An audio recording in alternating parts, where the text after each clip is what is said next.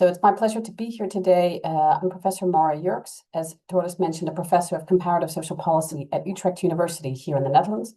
And before I start with my presentation today, I would like to acknowledge that much of the work that I will be referencing today is work done together with my colleague, Professor Laura den Dulk, who is at Erasmus University in Rotterdam, and is also, like me, a member of the International Network on Leave Policies and Research. So today's focus for this online course is on parenting leave policies in the Netherlands and inequalities related to these parenting leave policies. And we'll focus specifically on some of the design elements and how that brings about gender inequalities, also in relation to other aspects of inequality. So much of parenting leave policy in the Netherlands falls under one very specific piece of legislation called the Work and Care Act, or the Wet Arbeid en Zorg. And the three key areas of parenting leave policy include maternity leave, paternity leave, and parental leave. But in addition to these three types of leave, we also have adoption leave in the Netherlands, which can be used as well for fostering children. So this allows people up to 4 weeks of leave prior to a child being placed in adoption or fostering for a total of 6 weeks of leave. In addition, we also have short and long-term care leave. And the short-term care leave is paid at about 70%. And this, for example, can be used by parents of children with complex or additional care needs to try and account for the additional care that they might need. So if we look at each one of these leave types in turn, in the Netherlands, maternity leave is considered pregnancy and birth leave. And the idea being that of the 16 weeks of leave, which internationally speaking is relatively short, women must take at least 4 weeks prior to birth and at least 6 weeks after birth.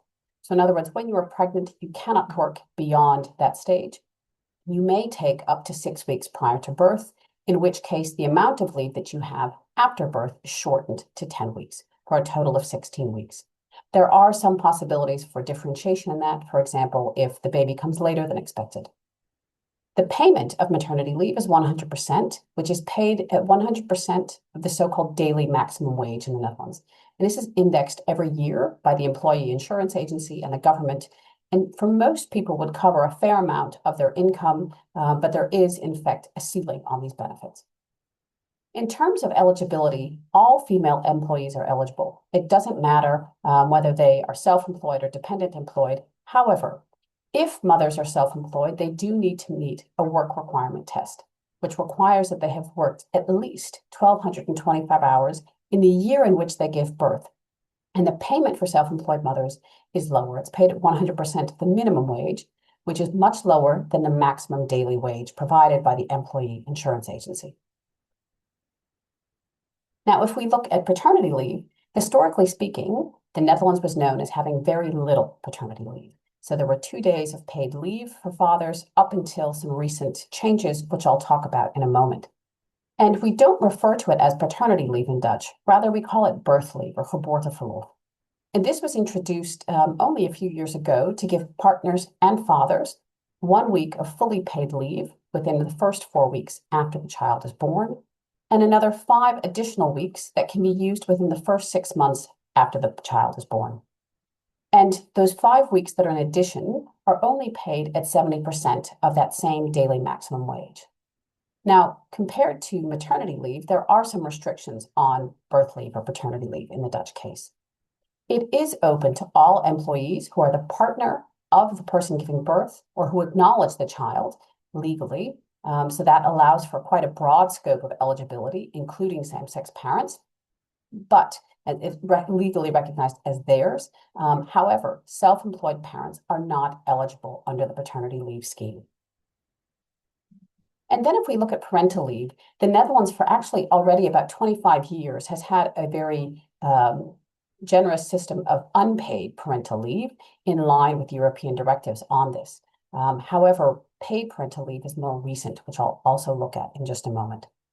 In the Netherlands, it's quite common for people to work part-time or a whole host of variation of hours.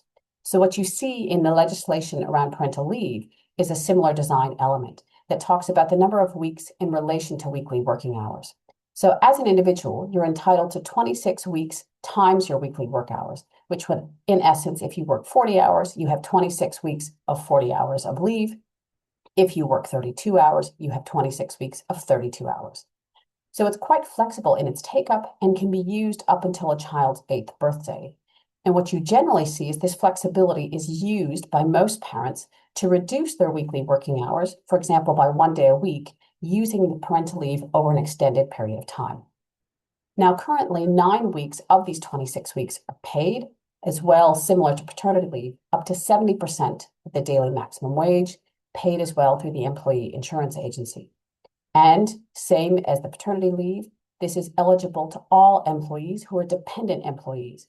Therefore, self-employed parents are not eligible for parental leave, but it does include same-sex parents and those on temporary contracts. Now, if we consider some of the recent changes, it's quite interesting to follow the Dutch case because there have been a lot of changes, mostly in line with the European Work-Life Balance Directive, but also some earlier legislative changes that I wanted to note. One of them is the increased flexibility for leave usage that was provided through the modernization of arrangements for leave and working time in 2016. What this did was to extend the amount of flexibility around a lot of the leave arrangements. So, for example, if we look at maternity leave, previously, this was very set around taking all of the leave right around the birth of the child or in the 4 to 6 weeks prior to birth. Now, mothers are allowed to actually be quite flexible and use this within the first 30 weeks after birth, following the first legal obligation to take 6 weeks post-birth. But the other key point of legislation is the EU Work-Life Balance Directive. And to ensure correct transposition of this directive, a number of important changes have taken place in parenting leave policies in the Netherlands. The first was the payment of paternity leave for both fathers and same-sex partners. So as I mentioned, the birth leave, geboorteverlof, that was initially passed in 2019, provided fathers and same-sex partners with 1 week of 100% fully paid leave. The 5 weeks that came on top of that, supplemental leave, or the aanvullend geboorteverlof in Dutch, came later and are provided then at 70% of pay. The other most recent addition is in 2022, the payment of individual non-transferable parental leave in line with what's required by the Work-Life Balance Directive. So if we start to look at take-up rates, the interesting thing here to note is that in the Netherlands, while some microdata are available on the take-up of certain types of leave, or potentially some data available from the Employee Insurance Agency, these data are not always easily accessible. So in terms of studies that show take-up rates, we don't have this on an annual basis.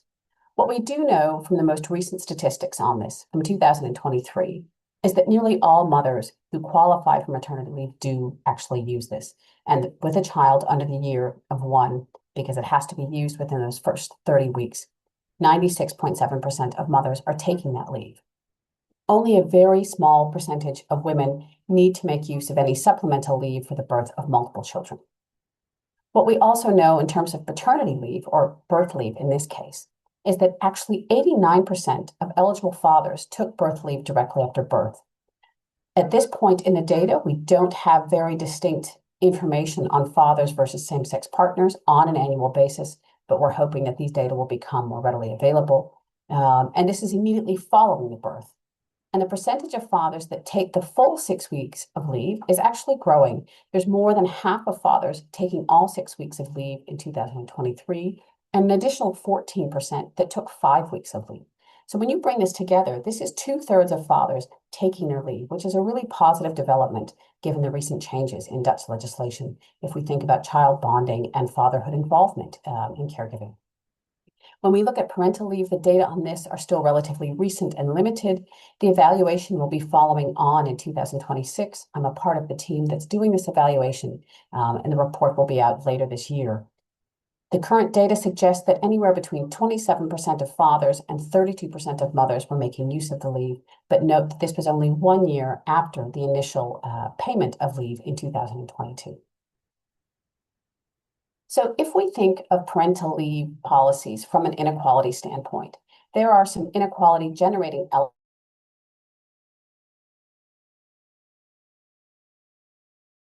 And often these are two sides of the same coin, two different sides of the same coin. So if we look, for example, at eligibility, what we see that in the Dutch case, it's actually quite unique that self-employed women have access to maternity. This is not the case in all countries. However, the fact that there's a work qualification that's set around 1,225 hours could mean that for those women who don't meet that threshold, that they don't have access to maternity leave. So there we see that it's intending to reduce inequality by increasing the scope to include self-employed mothers, but at the same time sets a threshold that might not actually be obtainable for all mothers in this case, which increases inequality. And in a country with high rates of self-employment, particularly among women, this is definitely something that can create levels of inequality. Another key axis of inequality and the potential for this in the design is looking at the payment of parental and paternity leave, as well as who is involved in eligibility.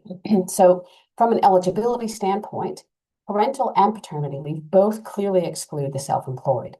So you need to be in dependent employment in order to be eligible for this. Another issue here is one around same-sex parenthood. So here again, we see the two different sides of the same coin. On the one hand, both parental and paternity leave provide scope for same-sex parents to have access to leave, in theory. However, in practice, this might not work, particularly for multi-parent families.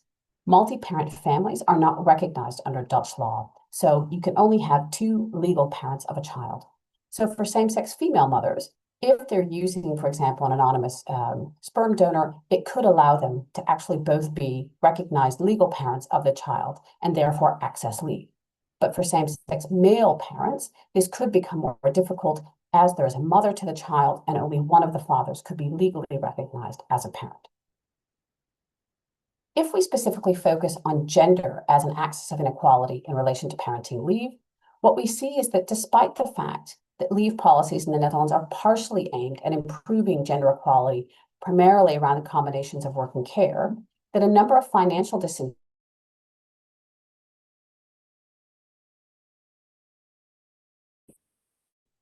The other aspect to consider here in relation to gender inequality is to think about the work care context in which parenting leave policies are situated. And there we see a number of barriers to gender equality. We don't have a lot of time to go into many of those today, but I wanted to take note of two specific things. First, that when we look at the duration of parenting leave policies in the Netherlands and maternity leave, what we see is that it's relatively speaking, compared to other countries, quite short. When you combine that with the issues around early childhood education and care, particularly the expensive nature of childcare, we end up seeing that it's quite attractive for families to try and arrange other things rather than having a child go to childcare at the age of 10 weeks or 12 weeks old. And therefore, often parents end up resorting to part-time work forms. And in that case, it's mostly women then that take up part-time work, which also sets up a series of inequalities, both in the short term and the long term, in terms of pensions and Social Security. And we see that this has an interaction with parenting leaves because leave is often taken in a part-time way, allowing that part-time work to be facilitated. So in order to address that type of inequality, you would need to think greater about not only the duration of leave, but also the availability of childcare and the cost of that childcare. I'd like to leave some space for discussion, and I have a final concluding slide before we finish, but I'd love to hear any questions that you might have.